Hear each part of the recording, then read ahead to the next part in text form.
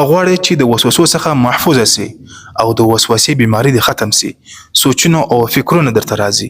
ډېر داسې زموږ ورونه او خویندې دي هغه وایي چې زیاته فکرونه، فالتو سوچونه راته راځي او وسوسه راته راځي. حتی چې په لمانځه کې یو بیا هم داسې سوچونه او فکرونه راته راځي، ډېر زیات پریشانه وي. نو د الله رب العزت یو داسې ذکر درته ښیم چې د دې په ذریعه سره به انشاءالله العزیز دغه ټولې وسوسې ختم سي. د قرآن کریم یو داسې صورت دی چې کله ته د هر لمانځه وروسته 10 وارې ووایې، د الله په فضل سره به انشاءالله العزیز د وسوسو څخه بالکل په امن سي. نو دا پیغام چې څومره کولی سئ دومره یې مخته د سره شیر کړئ چې مسلمانانو ته فایده ورسیږي.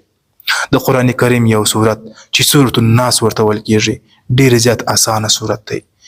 هر وخت چې دا صورت وایې د دې څخه مخکې اعوذ بالله و بسم الله به لازمي ورسره وایې، او چې کله دې د هر لمانځه وروسته 10 وارې دغه صورت تلاوت کړئ، بیا به پر دا وجود باندې داسې چوف کې انشاءالله العزیز په څو ورځو کې به د وسوسې بیماري بالکل ختم سي.